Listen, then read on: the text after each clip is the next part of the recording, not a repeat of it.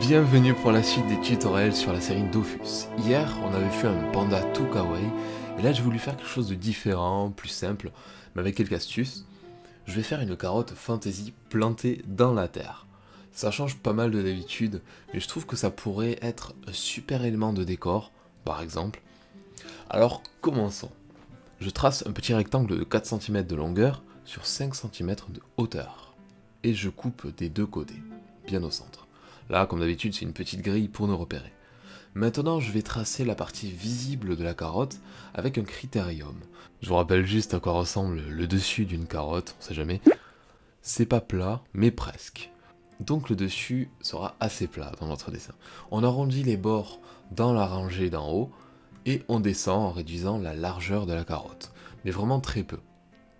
Ensuite, j'arrondis les bords d'en bas. Parce qu'en fait, il faut pas oublier qu'elle est plantée dans la terre. Et comme c'est une carotte, ça forme un cône. On représente donc un demi-cercle sur le bas, pour bien montrer qu'elle est inclinée par rapport à nous. Alors on fait bien la tige, la queue, les fans de la carotte, depuis le centre du rectangle. À ce niveau-là, c'est parfait. Ça nous situe la surface de la carotte. Ensuite, j'ajoute quelques rayures, parce que la carotte a des petites zébrures, voilà, qui sont un peu plus foncées quand on les coloriera.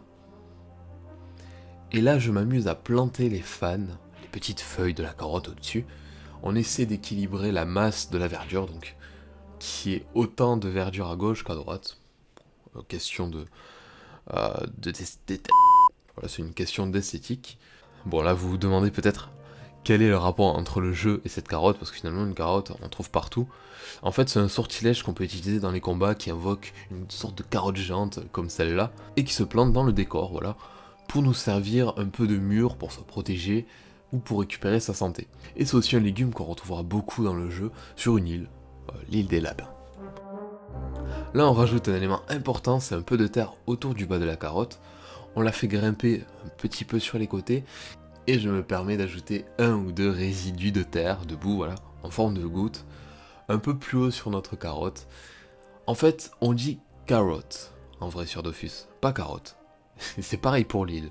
C'est pas l'île des lapins, mais c'est l'île des rabbits, pour la petite anecdote.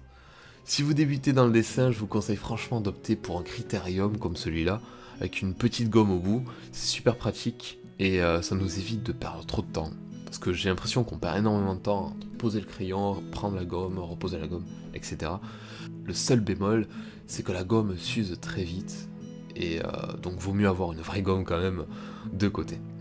Comme pour le dessin précédent, je vais le rendre propre en gommant mes repères qui sont maintenant inutiles et tamponner le croquis comme ça avec la gomme pour repasser soigneusement par-dessus après.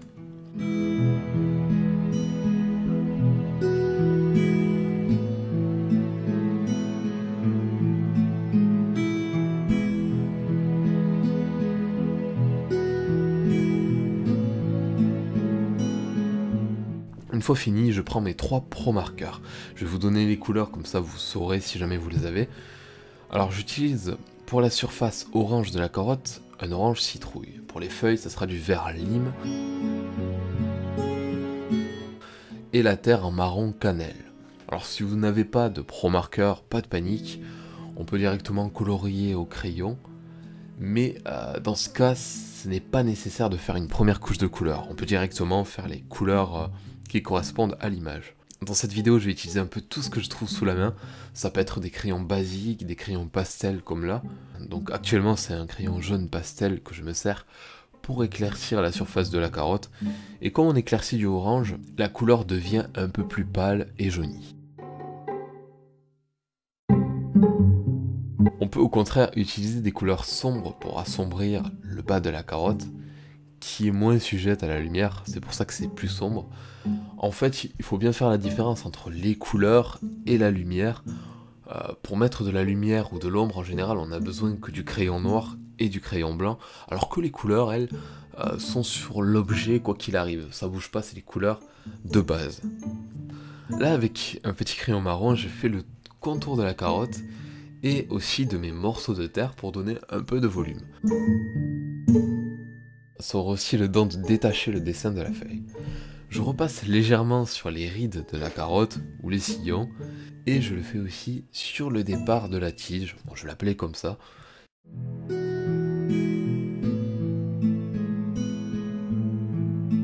Et puis avec du vert plus foncé, je vais recolorier la verdure qui se trouve principalement en arrière-plan derrière, et laisser celle de devant assez claire. Mais là je vous avoue que je prends un peu n'importe quoi comme outil, c'est aussi pour vous montrer que c'est pas parce que je dis qu'il faut prendre un crayon pastel en ce moment que ça marche pas avec un autre. J'utilise vraiment de tout, il suffit juste d'avoir la couleur qu'on veut, et en général on recherche une texture assez lisse. Mais voilà, moi j'utilise souvent les Pro Markers parce que je suis habitué, autrement il existe des tas d'autres outils aussi efficaces. On affine un maximum les détails, et j'ajoute des petits contours vert foncé autour du feuillage. On peut, si on le veut, ajouter à notre carotte une ombre portée sur le sol. Donc là, je crayonne un petit peu et avec mon doigt j'étale.